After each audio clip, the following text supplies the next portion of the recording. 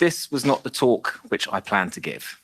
I planned to give an entirely different talk. However, we now live in a different world, especially Jewish people, since October the 7th. So here we are.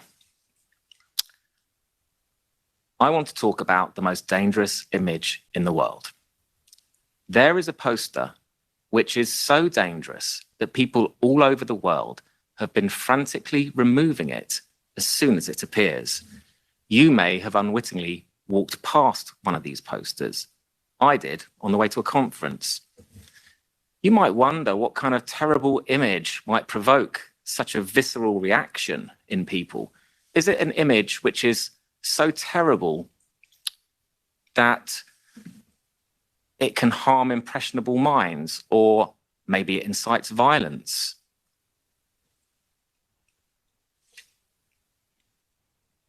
These are, of course, missing posters. And the faces are of children, babies, families, the elderly.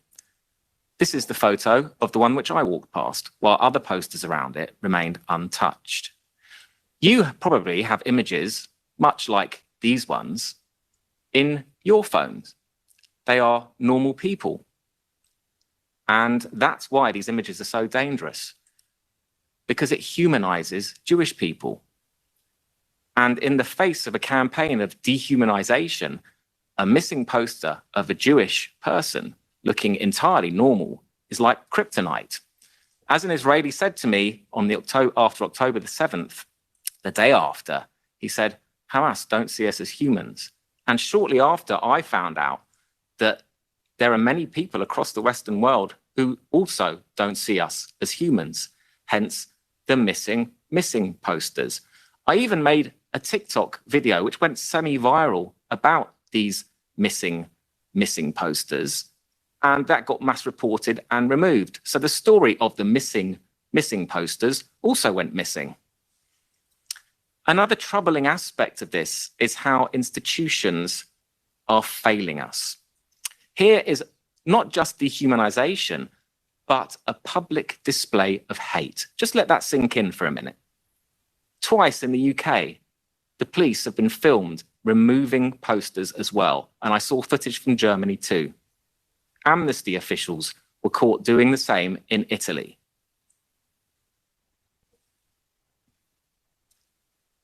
Some people prefer disfiguring these posters.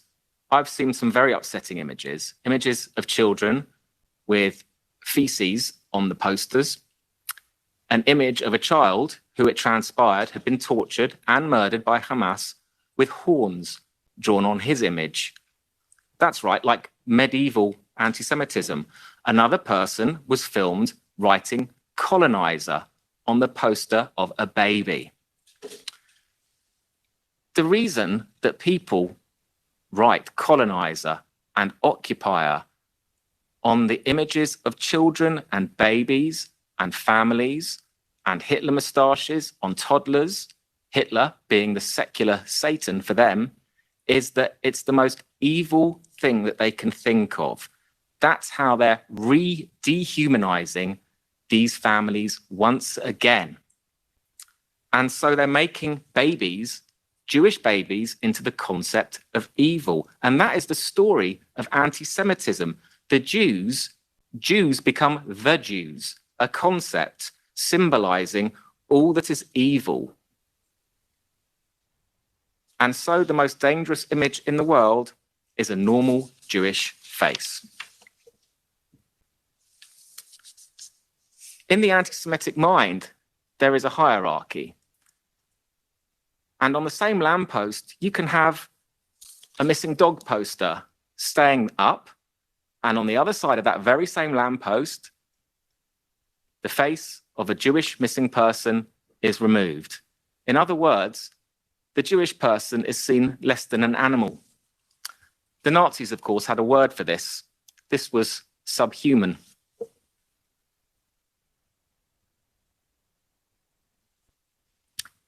A man called Alex Jones harassed the parents of children killed in the Sandy Hook massacre in the States and was fined $965 million.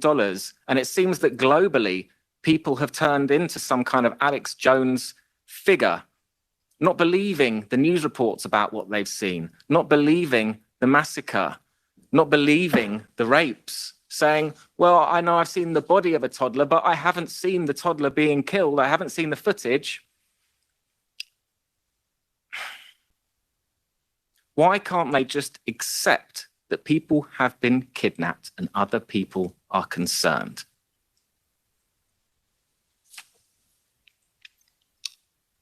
It's something very, very disturbing, because what it is a denial of reality. And this dislocation of truth is so very important to all of us because it causes irrational thinking. And irrational thinking can manifest in violence. It can manifest in people gathering outside a falafel shop to shout genocide at them, as happened recently in the States, because they donated money to an Israeli ambulance volunteer service. And it's a sign that we're losing democracy, to put it quite bluntly, because you can't solve real issues if people are denying reality. You can't lobby your government about something that isn't real. Instead, people blame Jews for their own massacre. And there is a familiarity with the taunting of Holocaust denial. As Primo Levi remembered being told by an SS officer, and even if some proof should remain and some of you survive, people will say that the events you describe are too monstrous to be believed. They will say they are the exaggerations of Allied propaganda and will believe us, who will deny everything, and not you. So now I'd like to talk about contemporary anti-Semitism and what it is. And it's sometimes called anti-Zionism. There used to be something called the Jewish question. And this was how intellectuals framed their anti-Semitism as legitimate discourse. They would ask, how exactly do Jews harm the world? And what can be done to stop them? Do we remove their rights, assimilate them, or kill them maybe? It should have, of course, been called the German question, the French question, or the British question, and so on. Because the real question was why they wouldn't accept Jews for their own shortcomings and why they had to blame the Jews. Now, the Jewish question has returned in a funny way, and I call it the Jewish state question. And it asks how the Jewish state harms humanity and what should be done about it. And to these people, Israel becomes the symbol of Jewish degeneracy, which they fantasize about. It was, of course, a backlash to Jewish emancipation, but emancipation is not a temporary thing. And this is because post-Holocaust, attacking Jews as individuals became socially unacceptable. So this was a more acceptable way of doing it. And instead, they portrayed the Jewish state as uniquely evil for deniability. Of course, the end result is still attacks on Jews, as we are seeing. Anti-Zionism has become like an ism for the disaffected to rally around. And Israel has become, for them, a symbol of global oppression. All the bad things in the world compared to Nazism and apartheid. And also, it's an ideological worldview, which means that you can connect it to anything. So, Greta Thunberg, for instance, demonized Israel as against climate justice, despite it being at the forefront of green technology. And this is why academics believe it's integral to their professional and personal worldview.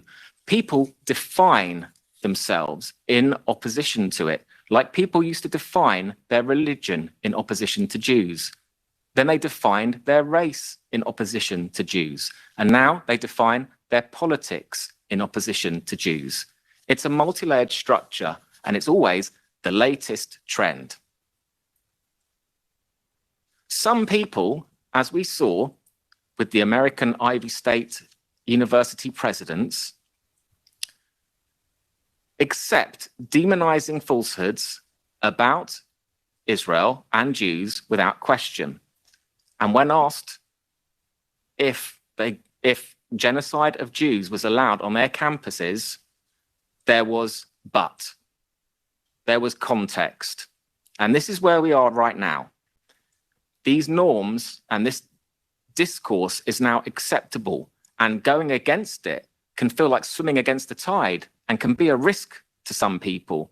And the people that's saying it, well, they get to identify as anti-racists, but Jews, we don't get to self-identify as Zionists if we are Zionists. Instead, we're given a hostile identity, imperialist, racist, colonizers, and we have to disavow that part of our identity in those hostile terms. Now, anti-Zionists try to disassociate themselves from previous forms of anti-Semitism. They say this time it's warranted. This time it's liberation. This time it's deserved. And that's exactly what the people last time said, funnily enough. They deny the links, but they use the same language and the same imagery. It's no coincidence that this image that I'm showing you, which originated with the British neo-Nazi National Front, has been adopted by anti-Zionism. I saw it used 14 times in rallies across the world that I counted personally. It uses the language of purity, semi-medical language. Keep the world clean, as if Jews are making the world dirty.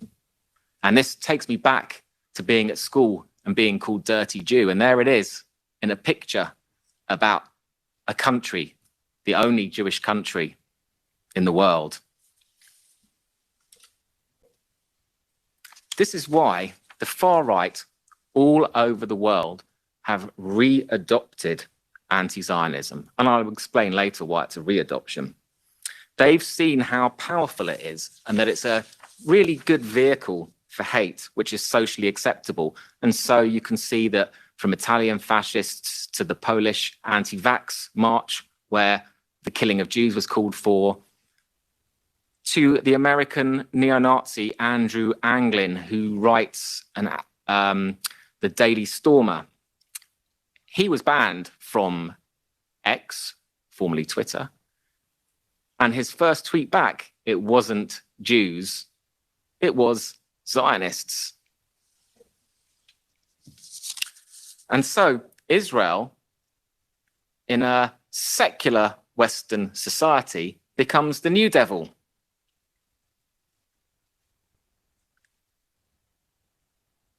And like other forms of anti-Semitism, this is a passion for people, and it's a passion which they take comfort from. And the reason is, people can't stand the idea that they live in a world where no one's in charge, an unpredictable world. They want the world to be simple. That's where conspiracy theories come in handy. Everything has an easy explanation, a simple explanation, and the world just isn't like that. So the idea that some evil Jews are controlling everything is preferable to the idea that you're driving in a car and there's no one in control at all. Everyone is at risk from an irrational ideology. And so even a McChicken sandwich wrapper can become part of a plot to kill Palestinian children just because it's blue. So diners coming out of McDonald's, including children, can be shouted at by an angry mob. And not just in McDonald's, Starbucks and other places have failed this irrational purity test. So how did we get here? Well, anti-Zionism portrays Jews as evil, and it derives from Soviet anti-Semitic propaganda campaigns, which says that their version is that Jews are imperialist, white, colonizers, settlers, and Nazis. The left, some of the left, split the world into imperialist and anti-imperialist. On the imperialist side, you have countries like Britain, America, and Israel. And on the anti-imperialist side, you have countries like Iran, Russia, and people like Hamas. And that is why progressives can side with people who directly oppose their values, and not only that, who actually want to kill them. There was a recent march in London, and some people put up a gay pride flag, and it got snatched within seconds and stamped on.